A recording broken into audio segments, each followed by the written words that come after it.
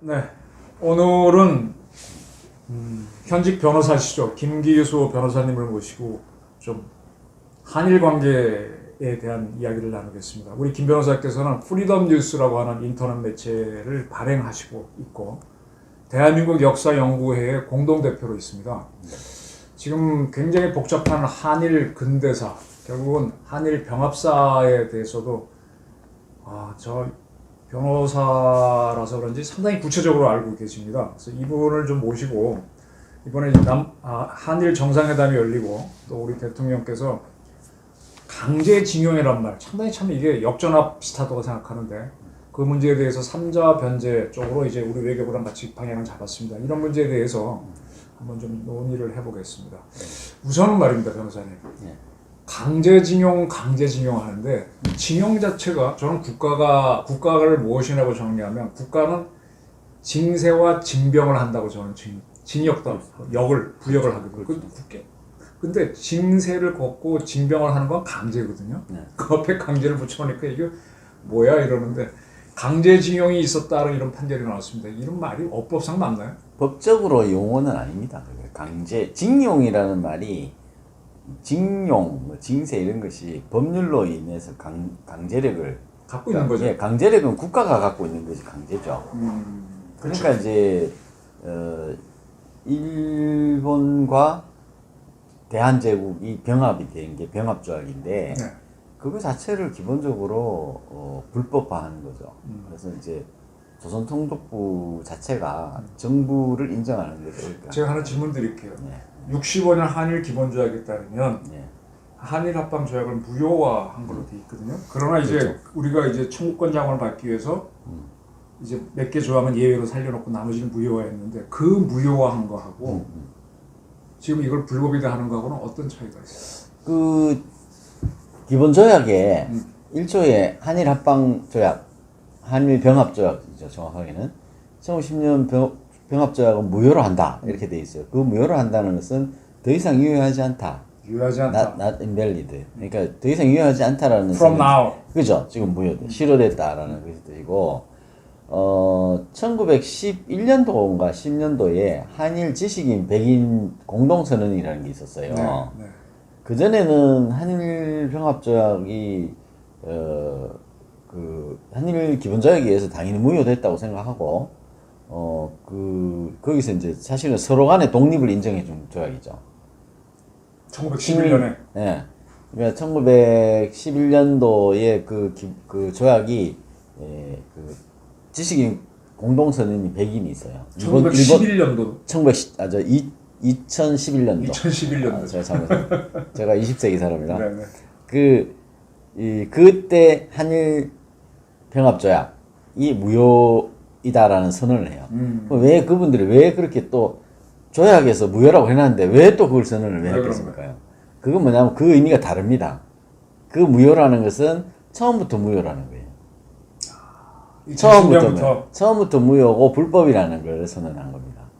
거기에 한국 지식인 중에 백인에 들어가 있는 분이 좌파들이 한 80%, 그렇죠.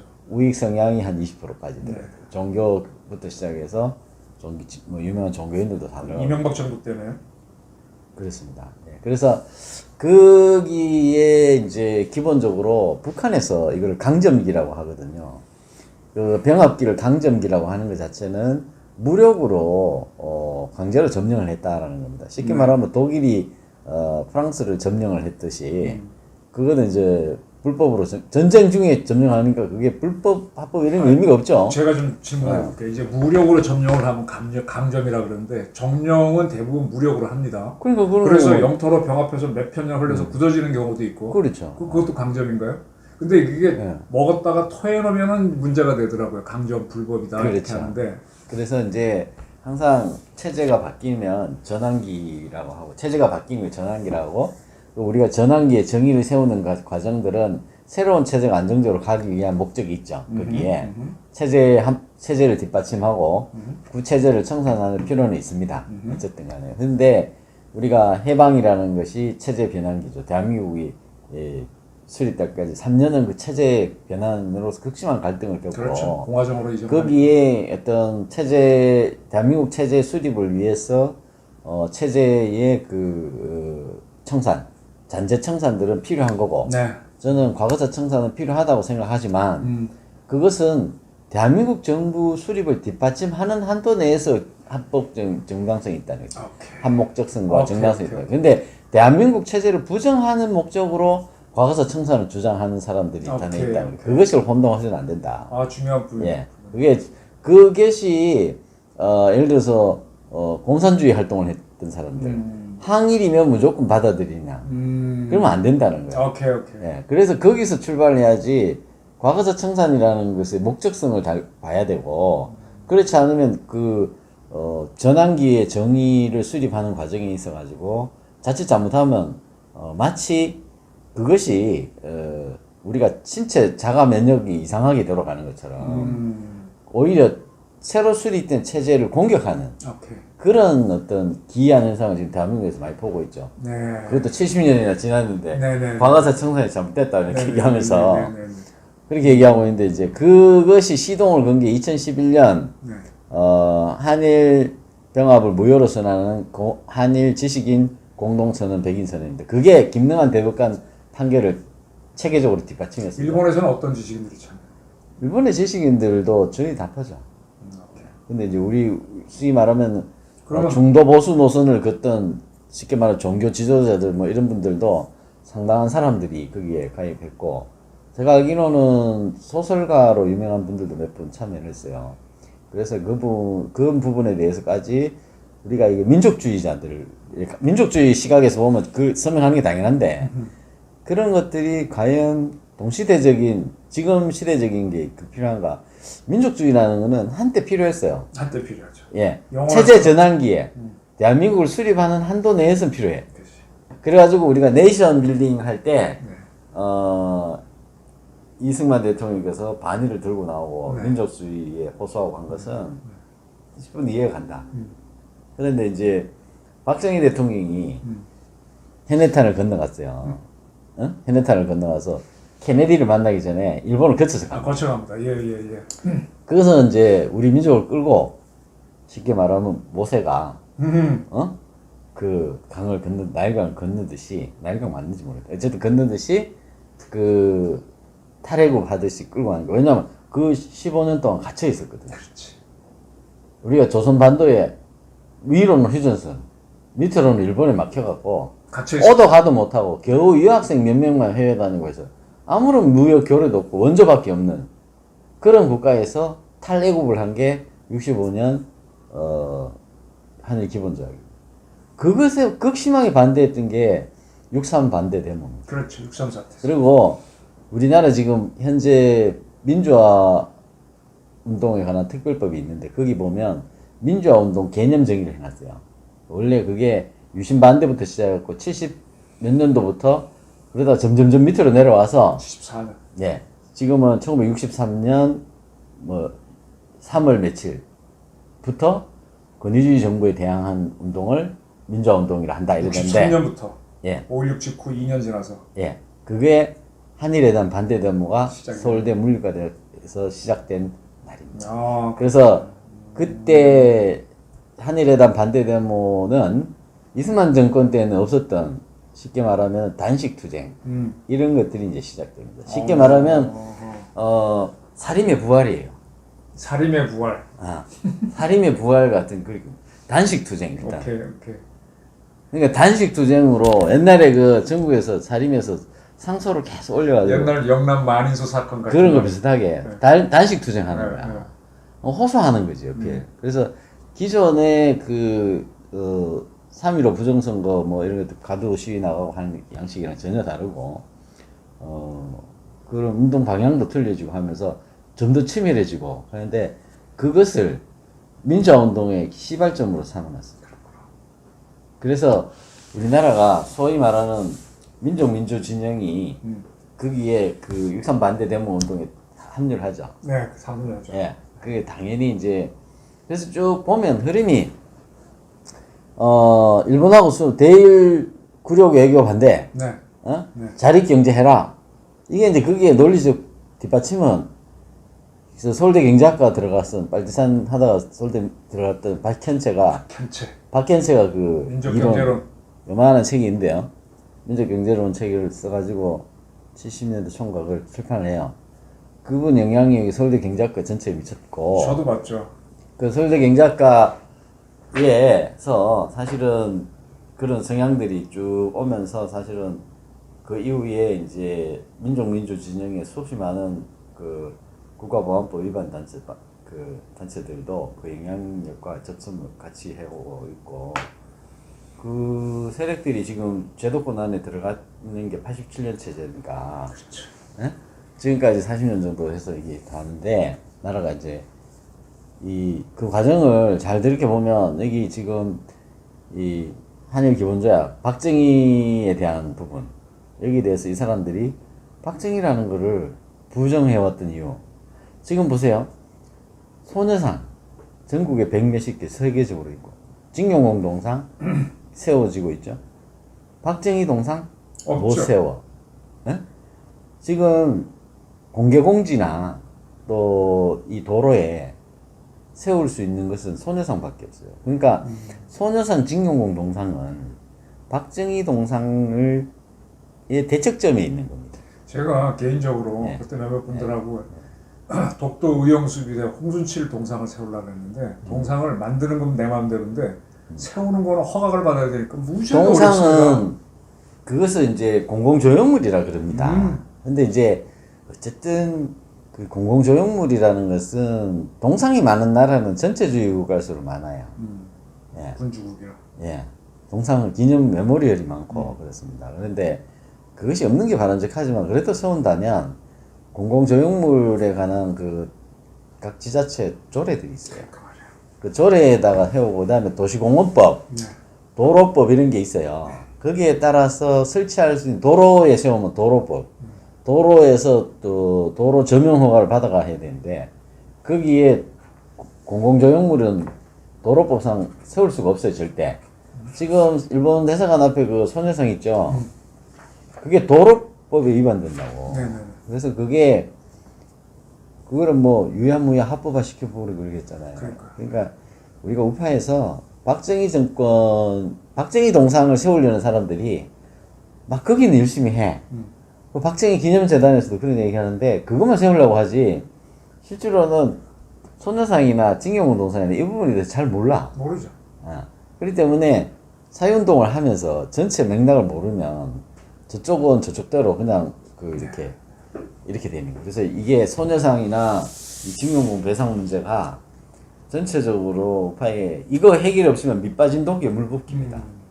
계속 뭐 우리 역사운동하고 교과서 바로잡기 운동하고 백날 해봐야 소용이 없고, 구멍이 밑빠진 독에 구멍이 뚫려 있는데 물을 아무리 부어봐야 우파운동은 필요 없는 거예요. 징용공 동상 네이션 빌딩 때의 이제 민족주의를 해서 했고, 그 다음에 국가를 본격적으로 키울 때는 이제 민족주의를 좀 버리면서 다른 선택을 가는데, 계속 민족주의를 자극하는 요소가 따라오면서 뭘 하든 간에 계속 세게 만드는 거죠. 이제는 그 벗어날 때가 됐어요. 너희도 북한이 또 뒤에서 진동을 하고. 그렇습니다. 그래서 이제는 민족주의적 감정에서 벗어날 때가 지나도 한참 지났다. 지금 그걸 계속 민주주의 감정을 불러킨 게 문재인이거든요. 왜냐면 정치적 패닉을 가져가니까. 계속 역사의 그 잘못된 거를 계속 주입을 시키고. 자, 그런 말입니다. 제가 질문을 드릴게요. 징용 문제에 대해서 이제 정신대, 근로정신대하고 징용 문제하고 정리를 좀 해야 될 것 같아요. 정신대에 대해서는 강제 징용이란 말을 붙일 수가 없죠. 그 일본에서는 국가총동원법이라는 걸 30년대 말에 만들어가지고, 거기에 그 총동원법 밑에 무슨 징용도 있고, 마지막에는 이제 한국에 또 시행되는 게 달라요. 일본 본토에 먼저 시행하고, 내지에 시행하고, 조선반도에는 천천히 달랐어요. 시기도 다르고 그랬는데, 징병과 징용이 있잖아요. 징용의 일종이 정신대예요. 근로정신대잖아요. 근로를 차출하는 거라. 그죠? 근데 이제 우리가 보통 시기에는 근로를 차출할 수 없죠. 우리가 지금 대한민국에서 누가 의무노동 이런 거 없잖아요. 북한도 아닌데. 우리는 개인의 사유재산은 강제 수용을 할 수 있죠. 하지만 개인의 노동력은 강제로 못해요. 아, 그럼 자유민주주의 부여를 부여할 수 없군요. 국가에서는 그게 안 돼.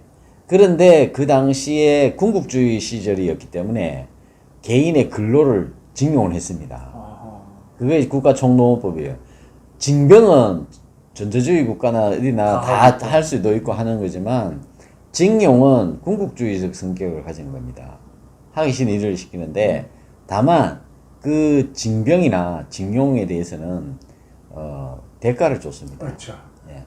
그 대가를 주고 우리가 수용을 했는데 그게 이제 전시기니까 뭐 인플레가 심해서 뭐 그렇긴 하지만 시중 임금 정도의 이상이 그건 줬거든요. 그래서 우리가 그 징용령이 현실화된 거는 44년 말 후반기에 조선 총독부의 징용령. 예, 그 징용령은 한국인 상대로는 그렇게 심하게는 안 했습니다. 징용령이 있었지만 그래서 단계가 징용령이 공포돼도 적용하는 단계에서는 안 했어요. 그러니까 일본군이 운영하면서 독일은 오스트리아 사람들을 군인으로 끌고 갔어요. 그렇죠. 전쟁 직전에 합병을 했음에도 불구하고. 근데 우리는 모집. 훨씬 전에 합병이 됐음에도 조선인들을 징집을 안 했어요.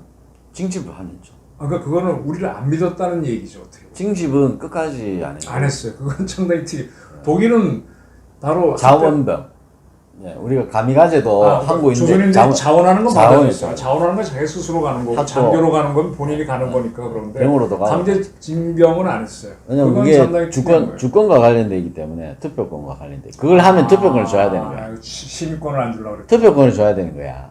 그 투표권을 줘야 되는데 이게 근대 국가에서는 간단한 주권 재민이니까 군대도 가고. 그렇죠. 그 당시에는 병역과 재산 이거 이제 기본이 된 거죠. 그래서 일본도 여성이 투표권이 언제가 있었냐? 늦을거려. 우리보다 늦어요. 대일본 제국 때는 안 됐고 대일본 직대는 안 됐어요. 안 되고 여성이 일단 일본 여자들이 투표권이 없어. 일본국이 되는다. 뭐냐면 일정 부분에 사업자 등록하고 세금 낸 자료가 있어야 투표권 줬다. 일본도. 그랬구나. 근데 52년 체제 이후 들어와서도 그렇지. 그걸 모르고 지금 얘기를 하면 왜 조선 사람들한테는 투표권 안 줬냐 얘기하면 그 말이 안 되는 거지. 일본 여성들한테도 투표가 없었는데 그럼 재산권도 없고 여러 가지 그냥 사회가 발전하는 과정이었거든요. 근데 그 조선 남자들한테만 투표권을 줘? 재산 납세 능력도 없고 그거를 투표권을 주려고 그러면은 쉽게 말하면 전부 다 준다! 몇 살 이상 준다 그러면 심플하지만 그걸 하기 위한 제도적 기반이 있어야 되거든. 누가 언제까지 세금을 내고 뭘 했는지 자료가 있어야 되는데 납세를 해야 주권을 납세를 해가지고 자르고 뭔가 이렇게 합리적으로 할균력이나 행정력이 그 전정통이 안 되는 거지. 할 수가 조사령 차차 이게 돼가는 거지. 갑작스럽게 돼가는 게 아니죠. 무슨 말인지 알아듣겠습니다. 그 과정이 그렇게 돼가는 거지. 그게 뭐 줄 수도 있는 것도 아니고 미군인한테 망하고 나서 여자들도 참여권 얻었는데 그렇죠. 미국도 그래요. 미국도 그래요. 미국도 네. 여자들이 투표권이 없었던 그 시절에 뭐 징병은 뭐 어쩌고 그건 아니라고. 그래서 그 징용령은 44년 말에 됐는데 물론 근로자로 많이 갔습니다. 왜냐하면 기회의 땅이기도 했고 일본이 기회의 돈 벌 수 땅이기도 있는 했고 곳이죠. 그래서 많이 건너갔고 남자들이 부족해가지고 그 일본에 가면 일자리가 많았어요. 그렇죠. 그래가지고 탐부로 힘든 일부터 모집을 해서 가도 이제 비자를 함부로 안 주는 거지. 도항증이라 그래서. 그때 도항증이지 비자. 도항증을 해서 주는데 마구잡이 들어가면 혼란해지니까 그거를 주는데 그게 하나의 특허야. 갈 수 있는 게 탄광 모집 이런 거밖에 없어. 광고. 가가지고 도망을 갑니다. 도시로 가가지고 가면 일자리가 천지고 여자도 천지야. 남자가 비해서. 그렇게 해서 많이 돈을 벌어가지고 살고 그렇게 했습니다. 그 사람들이 잔류해서 남았던 사람들이 제일교포들이죠. 그렇죠. 그 사람들이 무국적자로 남았죠. 그 조선인으로 남았죠. 네, 그냥 조선이 남았고 조선국적으로 남았죠. 해방 이후에 좀 북한이 잘 살아가지고 북한으로도 많이 가고 그렇게 그랬는데 되죠. 이제 우리 한국 땅에 있던 조선인들이 45년 8월 기준으로 71만 명입니다. 한국 땅에 있는 일본. 조선반도에 일본이 네. 민간인이 군인은 거의 땅이 없었고 경찰 뭐 포함해가지고 공무원까지. 거기 바로 빠졌고. 그 사람들이 바로 강제 축출을 당하면서 소지품 검사까지 해가지고 현금을 일정 이상 못 가지고 나가게 하고 해서 강제 축출을 했는데 정말 피눈물 나게 넘어갔어요. 근데 일본에 있던 수십만 명의 조선인들은 한국으로 강제로 안 보내졌습니다. 그러니까 한반도에 있던 일본 민간인들이 빠져나갈 때 그 사람들은 자기 재산을 다 놓고 가고 다 놓고 주머니에 얼마만 그러니까 여비 정도만 들고 갔었죠. 여비 그게- 정도만. 그게 귀속 재산 미 군정이 다 그렇게 해버렸어요. 미군이 다 뺏었습니다. 네. 그거는 사실 미국 자체가 불법으로 한 거예요. 그 헤이그 육전조약이라는 게 육전이 뭡니까? 그 육전이라는 게 그 해전 육전으로 뜻이. 오케이. 예. 육전조약. 예. 그러니까 이제 바다에서 전쟁이 나면은 배를 납포할 수 있어요. 근데 이제 민간 상선은 또 안 되잖아요. 근데 배는 납포해서 내가 해양법은 갔죠. 또 그렇죠. 네. 그러니까 네. 육전의 바다에 육지에서 하는 전쟁의 룰은 총은 내가 뺏을 수 있지. 민간인은 절대 민간인 재산은 절대 탈취할 수도 없고 그렇게 돼 있죠. 네, 네. 그거를 뺏을 수도 없어요. 그거 자체가 나중에 전범으로 처벌된다. 근데 미국은 그때 미군정은 다 민간 그거 해갖고 이제 귀속재산 불화해갖고 우리 기업들이 생긴 건 다 알지 않습니까? 대한민국 정부가 그거를 받아가지고 그대로 받았죠. 돈이 없으니까 그거를 이제 불화했죠. 대한민국 정부 예산의 거의 95% 정도 됩니다. 국부의 80% 정도. 그렇게 되죠. 그래서 그거를 팔아가지고 6.25 전쟁도 치르고 그렇게 되죠. 6.25 전쟁 치를 때 막 팔았어요. 근데 이승만 대통령이 미국식 자본주의 국가를 꿈꿨기 때문에 다 팔은 거야. 그 정부에 없어. 그래서 박정희 대통령이 들어오고 나서 다시 사들입니다. 그거를. 다시 다 사들여가지고 국유화하고 공사화하고 이렇게 해줍니다. 왜냐면, 다는 못했죠. 그게, 어떤 게 옳으냐 그런지 몰라도 그게 효율성이 안 돌아가는 거야. 일본인이 강제로 다 축출되고 나니까 기술자가 하나도 없는 거죠. 경자도 없고, 그게 사실은 제대로 돌아갈 수 있는 게 없죠. 인재가 없으니까. 예. 그래서 사실은 20년 동안 우리가 가난한 이유가 거기에 있습니다. 기속재산이 기술자가 없고 민간이 그냥 부랴되면서 그것이 거의 해체되다시피 했거든요. 그래서 거기에 대한, 그거와 반대로 북한은 한 3년 정도 일본인 기술자를 억류를 시켰습니다. 아, 그랬어요? 예. 그리고 은행에 심지어 돈을 예치를 해가 돈 있다 이거 봐라. 퇴직금까지 줄 테니까 보장해주고. 그럼 48년도에 북한 정부 세우고 가서 3년 정도를 더 갔다 이거예요? 그럼요. 러시아에서 이제 소련군이 와가지고 보니까 함흥에 가니까 입이 쫙 벌어지는 거야. 콤비나트가. 다 떼가지고 간 거니까. 그리고 떼가도 남은 게 있으니까 여기에 대한 기술자를 확보해라 그런 거예요.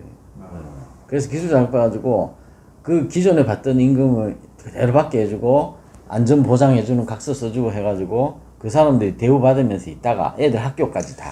그러면 이건 조금 다른 얘기네. 그래서 나중에 순차적으로 보내고 기술 이전을 받았어요. 아, 그렇게 하구나. 그래서 그 공장을 가동을 시켜서 사실 그 공장에서 생산된 군수 무기가 만주하고 여기서 온 군수 무기가 6.25 전쟁 할 수 있는 생산력이 비교도 안 되니까 그렇게 되는 거구나. 그렇게 6.25 전쟁이 벌어진 게 기속재산 문제 때문에 그리 된 겁니다. 오케이, 알겠습니다.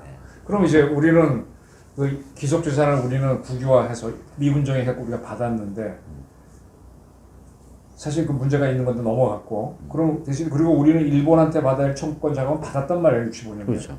일본도 사실 기속재산 달라 그러면 우리가 청구권 자금을 줘야 되는 문제예요. 예. 그럼 넘어간 거죠. 그 일본이 양해하고 청구권 자금이라는 것은 사실은 이제 이번에 청구권 협정이라고 알려져 있는데 실제로는 청구권 협정으로 돈을 받은 게 아닙니다. 이 과정을 보면 서로 청구권으로 계산해가지고 나온 게 아니고 오히려 그 김종필 메모가 있어요. 그 메모가 뭐냐면 야 그거 하지 말고 그냥 경제협력계획을 줄게. 오케이 얼마 쳐서 줘. 이쪽은 논의를 하고 안 주고 안 받는 걸로 하자. 이 타결을 본 게 오히려 긴 메모예요. 그게 대표님 그걸 계산해가지고 그렇기 때문에 전적으로 모든 걸 포기하기로 하고 서로 간에 그래서 그거를 일본인 기속재산까지도 서로 안 주고 안 받는 걸로 하고 해서 경제협력 자금으로 들어온 그 돈입니다. 그럼 그 중에 무상이 그게 해당되는 거네? 예, 그래서 차관이고. 예, 그래서 그 합의에 보면은 부속 합의에 보면은 기속 재산 뺏기고 일본에 간 사람들은 일본 정부가 책임지기로 하고 한국 사람들 한국에서 뭐 징용 배상이 뭐 이렇게 여러 가지 그런 것들은 한국 정부가 책임지기로 그럼 각자 책임지기로 하고 상대방은 무상 자금 받고 상대방에 대해서는 그래서 그 약속을 해서 징용공으로 갔던 또 그 노무자로 갔던 사람들에 대한 보상을 경부고속도로 다 짓고 나서 70년대 말에 특별법 만들어서 4년부터 만들죠. 보상했어요. 네, 했습니다. 1차 보상을 했어요. 그러니까 그건 뭐냐면 한일 간의 약속에 의해 가지고 했고 일본도 법을 나중에 만들어 가지고 일본은 이제 법을 우리보다 빨리 만들었어요. 그래서 일부 좀 주고 해결했고요. 다. 그래 다 끝난 거죠. 그러니까 한일 간의 기본 협약은 기본적으로 경제 협력 자금으로 받았고 기존의 것은 안 주고 안 받고. 일본은 그 자금을 청구권 자금이라고 부르지 않았나 일본은? 우리만 청구권 자금으로 불렀나? 아니 우리가 그걸 하려니까 저쪽도 받을 거 있다. 그렇게 나온 건 알아요. 그렇게 나온 거 있다. 그 경제 협력 자금을 공식 용어로는 일본은 뭐라고 그랬습니까? 그거까지는 제가 뭐 우리나라 언론은 다 청구권 자금이라고 그랬단 말이에요. 서로 조금 다르게 부르는 거. 그러니까 처음에 전쟁 배상금으로 하다가 그건 안 되니까. 그거 안 되고 서로 다르게 호칭해 버린 거예요. 그래 이제 서로 간에 역사 문제에 걸려 있는 거니까 한국은 청구 자금이라고 얘기를 한 거고 우리 받아왔어 그러고 끝낸 거고 이쪽은 또 다르게 경제 협력 자금을 줬다 그러고 이렇게.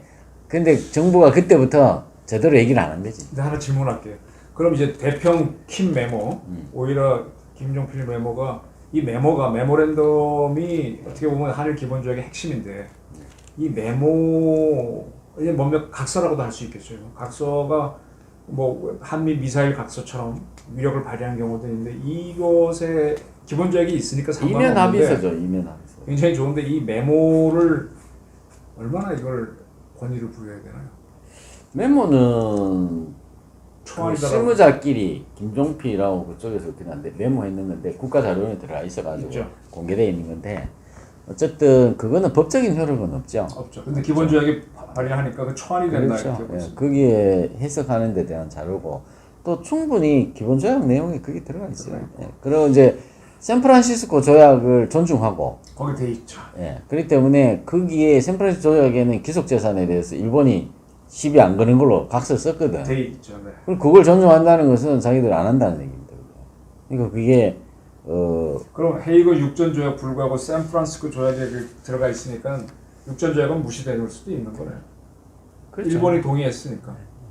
그렇게 동의한 거니까 이제 한데 국제법이라는 것은 지금도 일본의 그 기속재산 뺏겨가 간 사람들이 한국 법원에 가서 소송하면은 어떻게 방어할 거냐.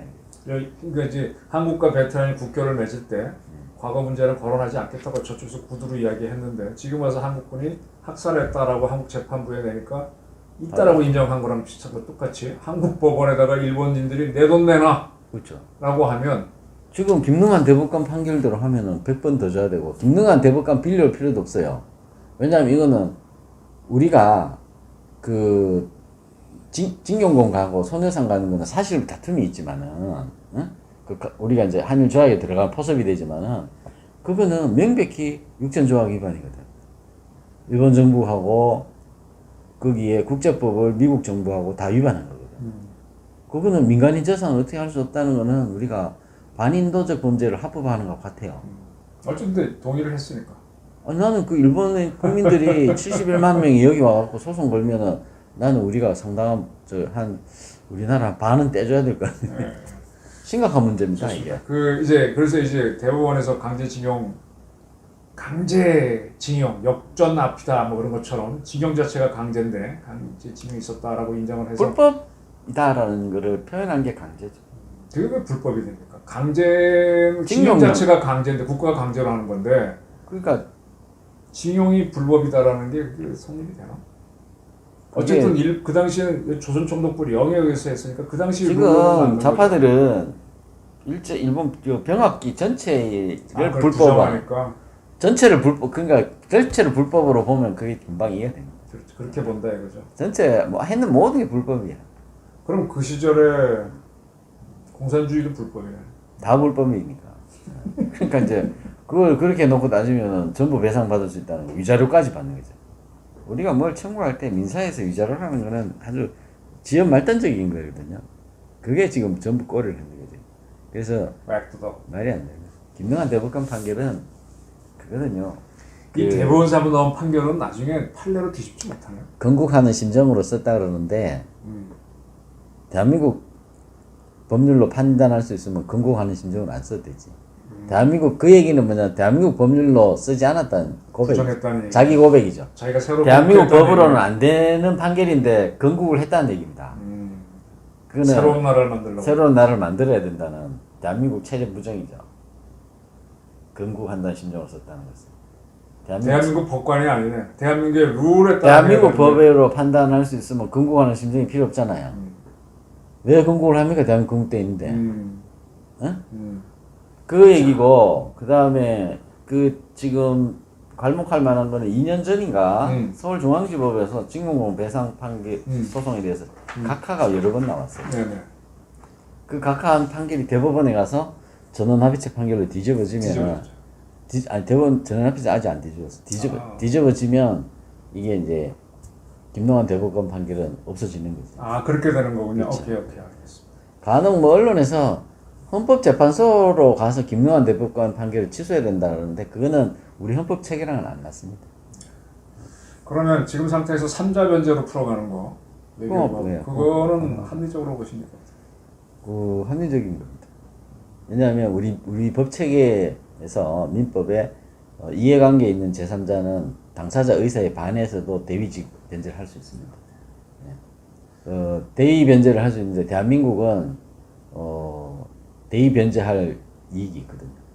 왜냐하면 조약의 당사자고 일본으로부터 그 돈을 받았고 그런 거 해결하는 조건으로 돈을 받았기 때문에 해결할 제3자 이익이 있죠. 지금 근본적인 질문을 하나 드립니다. 제가 김 변호사님을 알아온 지 한 10년 되는 것 같은데 변호사 자격증 따갖고 여러 가지 일을 할 수 있는데 지금 이런 역사 문제로 들어가고 하게 되면 다툼만 있고 실익이 없는 분야입니다. 아니죠. 이거는 객관적 팩트만. 아니 근데 그건 좋은데 아니 실익이 적다 이거죠. 실익이. 아니 뭐 민사소송 같은 거 해서 그 뭐 아 저한테? 그런 걸 하게 되면 훨씬 이득일 텐데 왜 이런 걸 붙잡고 이제 욕을 우리가 2019년도에 이제 역사 문제를 가지고 징용공 반대 운동을 했어요. 부산에 그 오던 시장에 있을 때 징용공 도로에 그냥 세워놔가지고 거기도 부산 문화원 앞에다가 세웠나 그래서 일본 문화원 앞에 거기 철거 반대 시위를 처음 촉발했지 2019년 봄에. 왜 그렇게 친일적인 행동을 하신 거예요?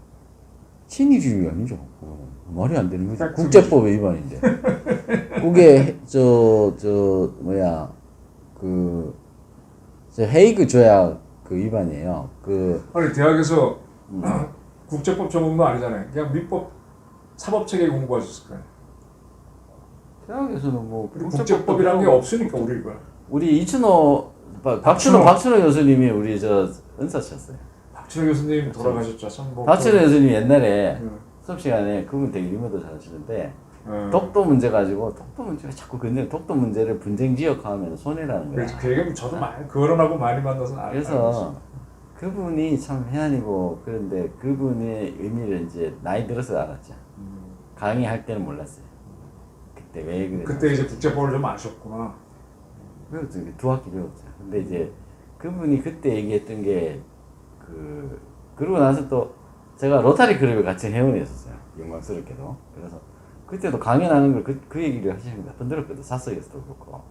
그때 자세히 이해를 못 했는데 나중에 이제 이해가 돼서 이제 이렇구나 그러고 내가 이제 프리덤 뉴스도 하고 있지만은 우리 역사나 법학이나 철학이나 경제학이나 사실은 같은 거야. 네, 중요합니다. 같은 거야. 그래서 사람이 이 사고를 하고 세상을 판단하는 데 있어 가지고는 역사나 철학이나 구분이 되는 게 아니야. 가치가 들어가요. 그 가치관이 가치 형성되는 겁니다. 근데 공부하면 할수록 그렇게 가요. 구분이 없고 외국에는 칸막이가 없어요. 공부할 때 학위 받을 때도 그렇고 학위에 어떤 뭐 칸막이가 없어요. 그러다 보니까 한국만 똑똑하게 뭘 합니까 이렇게 묻는데 외국 가면 그게 그 자체가 성립되잖아요. 네, 알겠습니다. 지금 그래서 이런 이제 강제징용 문제 같은 거에 대해서 김동완 대법관 판결에 반대하고 또 친일파라는 그런 부담까지 써가면서 하시는 건데. 그 김동완 대법관 내가 프리덤에서 유튜브로 그때 비판했다고 그 4.16 연대랑 5.18 무슨 단체랑 그 이순신 고발했어요? 동상 앞에서 한 50명 모여가 저를 고발하고 그랬어요. 화형은 안 당하셨어요? 그 사람들 눈빛에 막 이글이글 해서 제가 그분들이 제가 사참위원 반대했던 사람들이 그 사람들이에요. 가서 사참위원 못 들어가게 했던 사람들. 맨 그 사람들 몰려다니는 게 1년 동안. 근데 그렇게 어떤 몸 사리면서 해도 되는데 왜 그렇게 부닥치면서 사는 거예요? 몸살일 게 아니라 그거는 뭐 내가 뭐 어디 뭐 불법을 한 것도 아니고 뭐 맞는 소리 했는데 걔들이 그렇게 날 아니 근데 왜냐면 안 해도 되는데 왜 거기에 그 사람들의 그 저 핵심이 있는 거지. 그 사람들 운동하는 사람들이. 그걸 제가 제일 먼저 제기를 했죠. 김동완 대법관 판결 문제에 대해서. 그것이 문제 있다고 계속 얘기를 벌써 한 5년 전부터 6년 전부터 했지. 그러니까 이제 그걸 하니까 이 사람들이 이제 나를 공격하는 거예요. 그 사람들. 그리고 지금은 이제 이게 많이 퍼져 있죠. 김동완 대법관에 대한 판결들이 이제 많이. 시간이 걸려요. 알겠습니다. 자, 오늘은 좀 이해가 되십니까? 한일 근세사는 너무 숨겨놓은 게 많고 우리도 이제 참 건국하는 과정에서 감정 표현 자제한 것도 있고 숨겨놓은 것도 있고 또 우리의 부끄러운 역사가 너무 많고 그래서 감춰진 게 많은데 이걸 하나 꺼내서 저도 사실 그걸 꺼내면서 많이 놀라고 공부를 했거든요. 자, 이 방송 보신 분들은 좀 놀래기도 하고 하실 텐데 이렇게 하면서 우리 위치를 잡아가는 거죠.